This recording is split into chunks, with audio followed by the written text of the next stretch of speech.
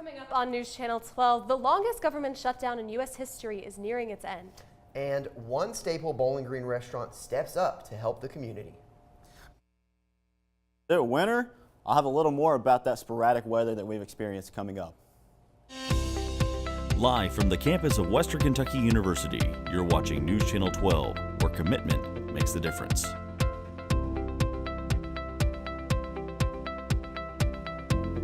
The government shutdown has come to an end after the House bill vote on a bill to reopen it yesterday. Welcome to News Channel 12, live at 1:30. I'm Jonah Listerman. And I'm Alec Fouch. We'll start you off with that government shutdown story. The record-long federal government shutdown has reached its conclusion after 43 days. President Donald Trump signed the bipartisan funding bill into law on Thursday that effectively ended the shutdown, with a 222 to 209 House vote sending that bill to his desk. While this signals the end of problems for some, it raises others for farmers here in Kentucky. Senator Mitch McConnell inserted language into the bill that would ban hemp products with more than 0.4 milligrams of THC per container, saying companies have exploited a loophole in the 2018 Farm Bill legislation by taking legal amounts of THC from hemp and turning it into intoxicating substances. This has led to pushback from Senator Rand Paul, who says the hemp provision nullifies all these state laws and makes the hemp industry kaput, and described the bill as the most thoughtless and ignorant proposal to an industry that I've seen in a long time. And Jonah, not a lot of people know this, but hemp is a very, very crucial export for the state. No, it is for sure. And I know we talked about it a little bit. A big part of it, too, is the textiles and that kind of industry. Can you tell me a bit more about hemp as well? Definitely. As we know, the government shutdown ending is a great thing. But with McConnell putting this language into the bill, hemp is one of the biggest exports that Kentucky has as a state. It's in fabrics. It's in a lot of things that you would never expect it to be in. I mean, clothing, sweaters, backpacks, things that people need, things that our children need, especially as we get closer to these colder months. So it's no wonder why Rand Paul is going to have a pushback on this. They both want two separate things for this bill. So let's see how that ends up for them. Exactly. And speaking of children, two Bowling Green restaurants, Chicken Salad Chick and El Ma's, stepped up to help families who rely on SNAP benefits. Both restaurants are offering free kids meals. Chicken Salad Chick is providing free kids meals until this upcoming Saturday. El Ma's is offering dine-in meals at no cost until kids SNAP is fully restored. El Ma's says parents just need to bring their child and present and an EBT card. Both of the restaurants' goal is to provide extra support to families struggling during this time. Well, Donovan, thank you for joining us. We know Kentucky weather has been a bit bipolar this week. Can you tell us what season we are actually in right now? I'm still trying to figure that out myself. Mother Nature has been on one this week. We had record-breaking sub-freezing temperatures and some snow flurries on Sunday and Monday, going into our Veterans Day Northern Lights show, into Wednesday, at which we had a meteor shower.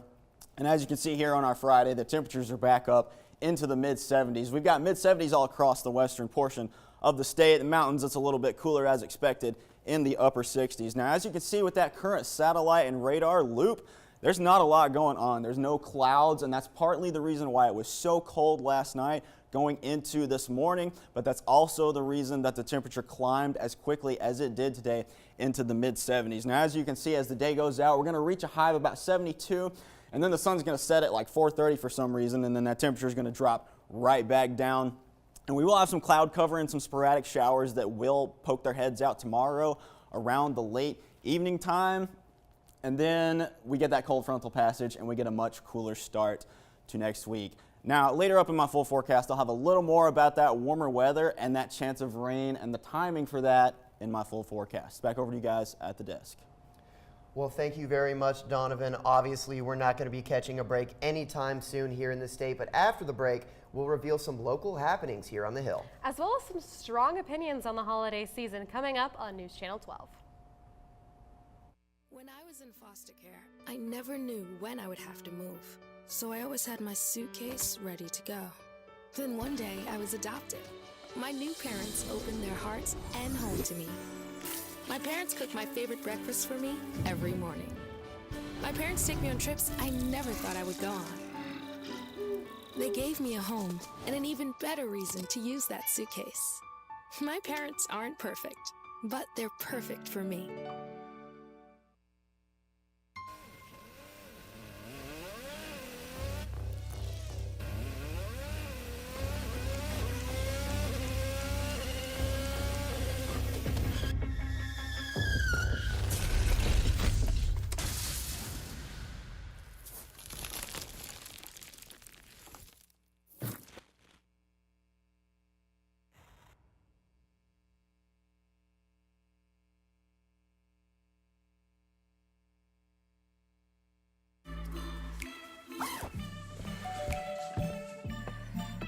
Yo, camping buddy. Okay, you guys ready? Dude, I thought you were driving. I thought you were driving. Oh, I never said I was driving. I definitely can't drive.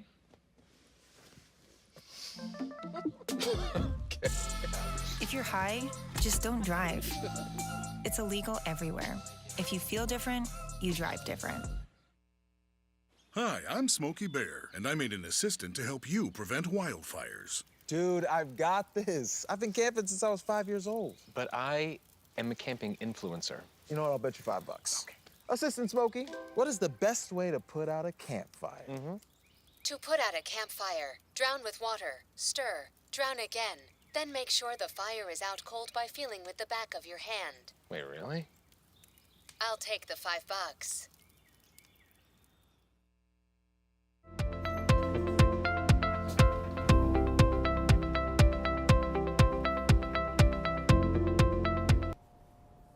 Well, Western Kentucky University is moving forward with plans for a major $160 million academic complex, and that means some big changes near campus. WKU has filed lawsuits to condemn 6 properties along State and Chestnut Streets as part of the project, which will clear roughly 20 buildings in the area. Among those slated for removal are the Chinese Language Immersion House, the WKU Restaurant and Food Services Building, and the Sophia Dero Downing Building. University spokesperson Jace Lux says WKU is committed to supporting students affected by the transition. As daylight savings time takes effect and it gets darker earlier, it's more important than ever for students to remember how to stay safe on campus. Deputy Quinton Hughes says staying safe begins with taking action. Hughes advises to keep your eyes up, make sure to have at least one hand free, avoid blind areas, stay on main paths, and do not walk alone. If you ever feel unsafe, Campus Safety is available 24/7 through both emergency and non-emergency phone numbers. Additionally, emergency call boxes are located throughout the university for anyone who needs immediate assistance.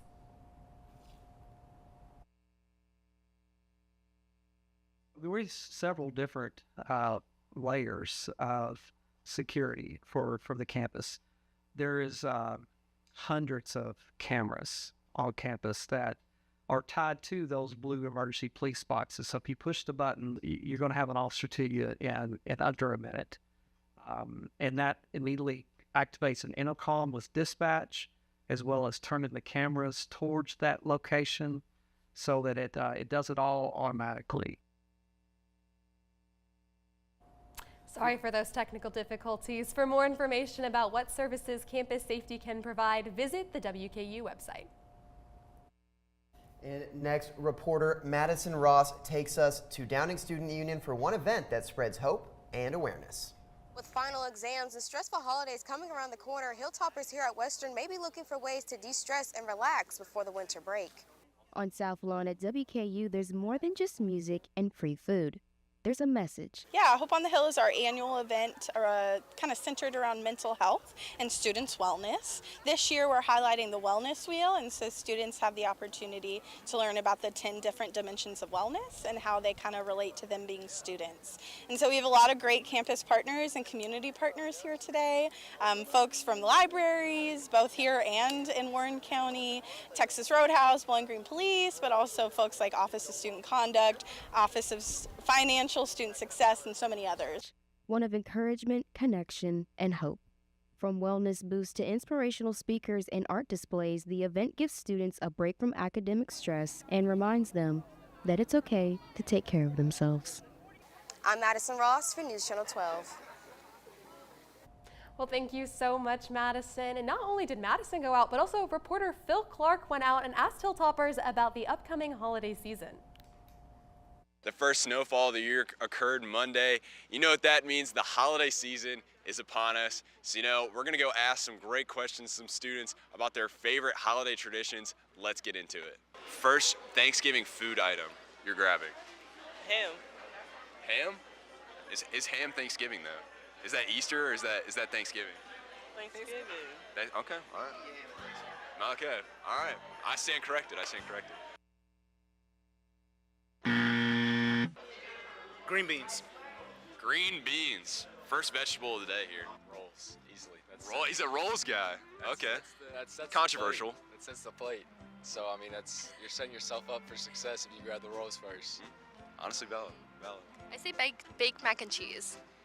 Probably stuffing or mashed potatoes. Good answer. I mean, this is how I grab the turkey, not the rolls, whatever that guy was saying. Tanner, I know him.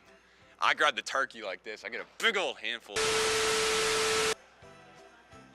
Starbucks already in the holiday spirit here. We got the iced sugar cookie latte.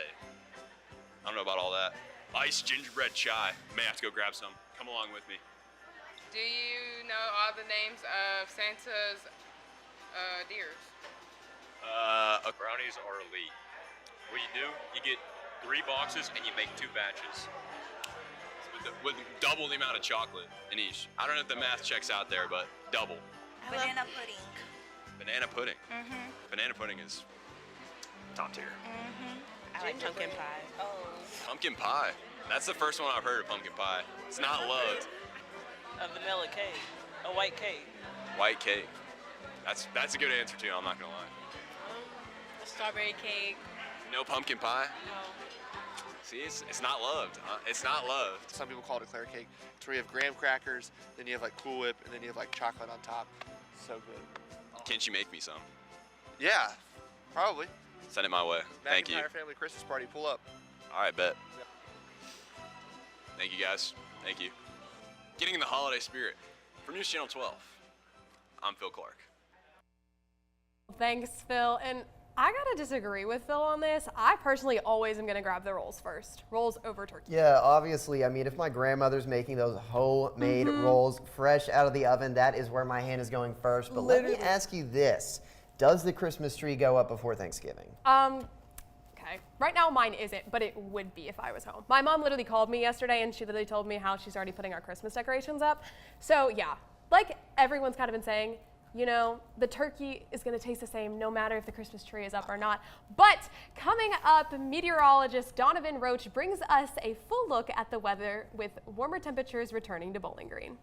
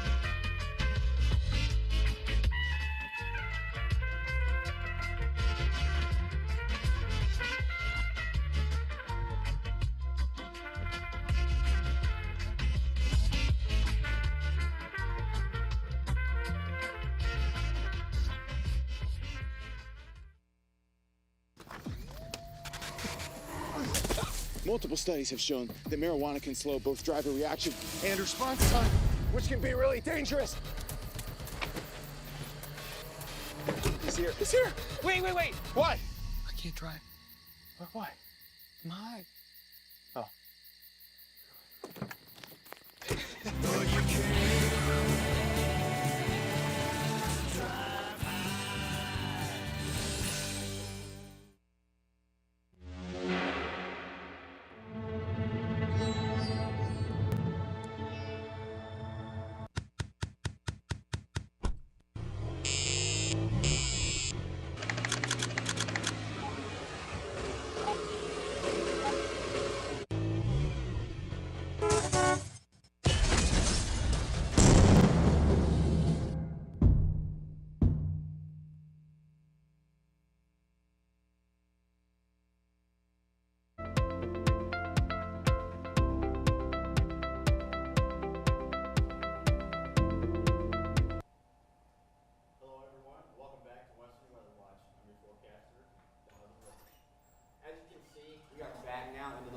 70-degree temperatures across the area. We've had a sporadic week to talk about. A little bit cooler over here in the eastern portion, sitting in the upper 60s. That's to be expected with those mountain temperatures. And moving into our current satellite and radar, there's not a whole lot going on. As I mentioned before, typically with the lack of cloud cover like we've got right now, that is one of the main reasons the temperatures can fluctuate as much as they can from nighttime to daytime. As you can see, that's why they climb so quickly into the 70s today. But going into tomorrow, however, we have some more cloud cover that's coming in. It's a good sign of a front on its way. You can see as those clouds come in, we get a chance of some sporadic rain showers later into the evening. At around 9 p.m. is when Bowling Green, we should expect to see those. It's not going to be too impactful. It's very sporadic, very spread out, and you probably won't even need an umbrella. It's not going to impact anything because our football game is much earlier than that. And the football game is going to be absolutely gorgeous. I'll talk about that in just a second. As far as today goes, we climb up to around 72 degrees, and then that temperature plummets pretty quickly after the sun sets. And then going into tomorrow, we get a high of around 75. Now, that football game starts at around 2:30. So that temperature is going to be fantastic. 74 at kickoff. It's going to be pretty much the same with not a lot of clouds in the sky at all. And then those clouds will move in toward the end. It'll be about 70 degrees when that game ends. You can't ask for a better last home football game for WKU. Now to start off a little with that sporadic weather that we've had, we actually broke a record in Bowling Green. On Monday, we broke the record for the lowest recorded high temperature. The previous record was 37, and on Monday, the high was only 35, and we saw some of those snow flurries that came with it. That strong Arctic intrusion into the east brought cold temperatures all the way down to as far as Florida. Now, that whole state shuts down if it gets below like 70 degrees, so I know they were probably losing their minds down there. And then we move on to Veterans Day. I actually captured this photo myself in the northern part of the county at Shanty Hollow Lake. We got a beautiful light show. Now this picture is a little enhanced, but pretty much everything that you see in there is what I saw with a naked eye. There's hardly any light pollution up in the northern part of the county in that farmland rural area. And that lake faces due north, and you couldn't have asked for better sky watching conditions. And then I also took this photo. You can't really see the meteor shower, but you can see some stars. We had another great Wednesday, another great sky watching condition. There were shooting stars like every 15 minutes. It was actually kind of crazy. Now, as far as that 7-day goes, you can see those highs stick around the mid-70s. And then we get that cold front that passes tomorrow. That's where that slight rain shower chance comes from, and we get another cool down later into the beginning of next week. As you can see, we get to those 60s, and then those rain chances start to flare up again as we get closer to the end of the week. Coming up next, talk about sports. Bring it.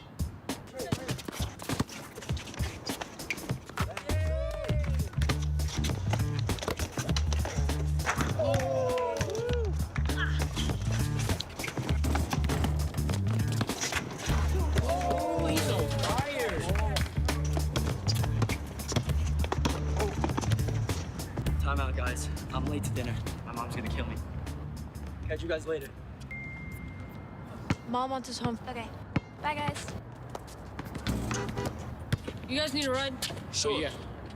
All right. How about some one-on-one? I gotta go eat, man. Sorry, I'll see you later.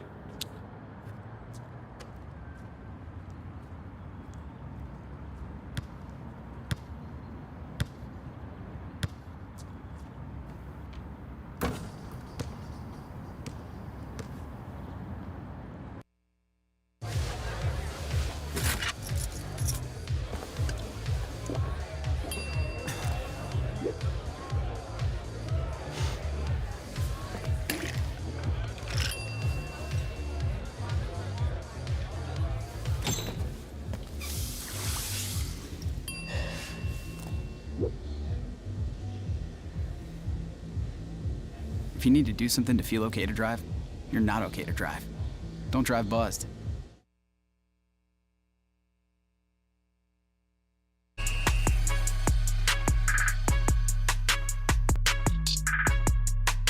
Welcome back into Studio 2. I'm Gage Shear. And I'm Orion Taylor, and here we are bringing you the highlights.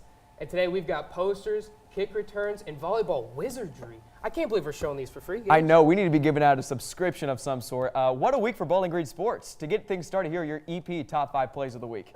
Coming in at number 5, the Greenwood Gators took on Madisonville North Hopkins, and look at Nathan Self go. Woo! That O-line creates the hole, and the defender needs some new shoes. Self put him on some ice skates, and it's only early November. It's just impressive. His ability to stop on a dime like that and then take off again. It's just crazy. I mean, these Greenwood Gators mean business. Oh, yeah, they do. But in the number 4 spot, WKU women's basketball is getting back into the swing of things. But Tia Schellings is already in midseason form with this tray from outside the line. There was nothing those Shockers could have done. It's just a masterful shot and a masterful performance. And what makes it even better is that Western was down by 20 at some point in this game, and Tia Schelling with 20 points of her own really led this comeback. Just an absolute masterful performance, like you said. But coming in at number 3, same court, different sport. Do I even have to say her name, Orion? No, you do not. Kyra Knox with an absolute bullet towards the opposition. I mean, that thing is going, what, 8,000 miles an hour? I didn't know if that was possible. Look at the fear in Delaware's eyes. It's just insane. Her ability to get up off the ground like that, I mean, I wish I could do that. I wish I could too. I have 0 volleyball skills. You do not want to see me on a court. Me neither. No. Me neither. But coming in at number 2, Armello Boone, the true freshman from Lexington, Kentucky, with the steal, the dribble, and then goes all the way down the court for a slam. The bench goes wild. The audience goes wild. This was a much-needed win for WKU against EKU. Absolutely. The road wins are always so important to get, and with a play like that, that is an incredible way to shift momentum. That score was close the entire way through, but what a good play for number 2. Watch this dunk again. Bang! Oh, I can't do that either. I got no skills on any of the courts, guys. No, and for EP top play of the week, mama, there goes that man. Trevi Barba takes the kickoff from his 19-yard line. Defenders diving, sliding, trying their best to bring him down, but he's just too quick. Bowling Green took the shutout against Graves County, 42-0, Orion. And you can clearly tell this was a 42-0 play, too. I mean, just look at his ability to run. I mean, those defenders could not keep up with him whatsoever. And then the dive at the end, it was insane. He makes it look effortless, man. But beyond effortless. Absolutely. Well, coming up next, we got a Veterans Day parade package we're bringing to you next on the News Channel 12.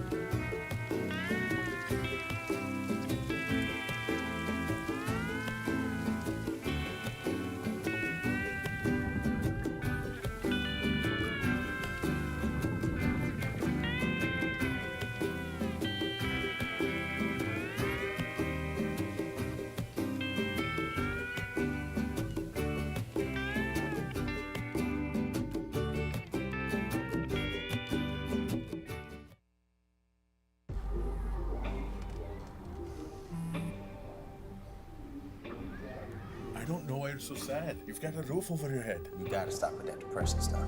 That's what white people think. You all right? It just feels like it's coming from everywhere. Do you want to talk about it? You can talk to me if you're feeling sad. Whenever you need to talk, I'm here, okay?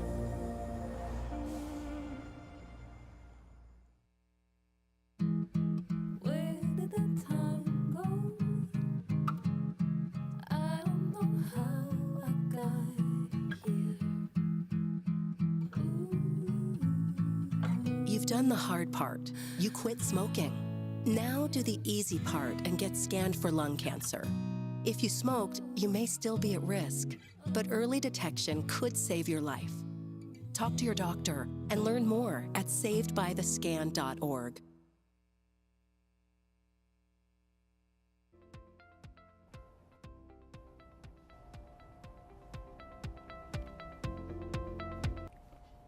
This past Saturday, Bowling Green celebrated Veterans Day with a parade around Circus Square. High school ROTC troops and marching bands marched along with local organizations to honor the veterans of our community. And multiple public figures turned out to show their appreciation for those that have fought for our country. Of course, many active and retired servicemen joined in on the parade as well to represent the 4 branches.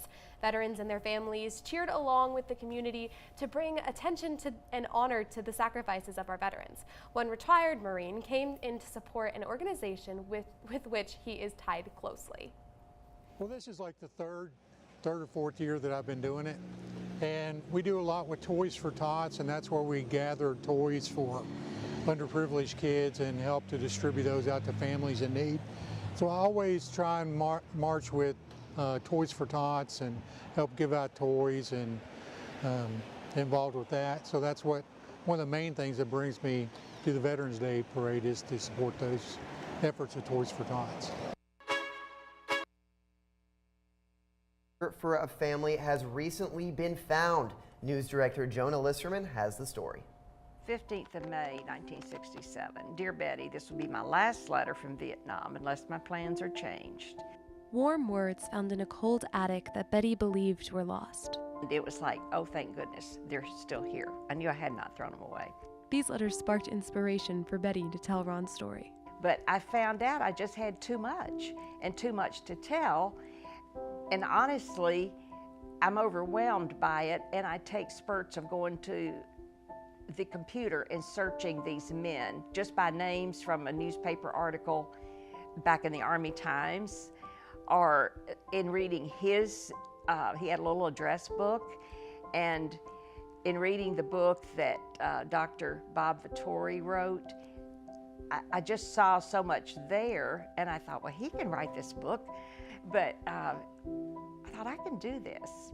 Betty wants the book to not only highlight their letters, but also the man that Ron became when he got home. But he was on campus at University of Louisville. He was a big man on campus, voted outstanding junior man, president of his fraternity. Everybody knew him. But he went more into himself. He was very much an extrovert. I'm very much a people person.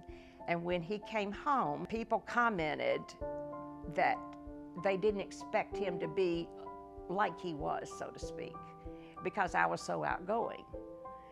And they were just sort of taken aback because he didn't want to be around people.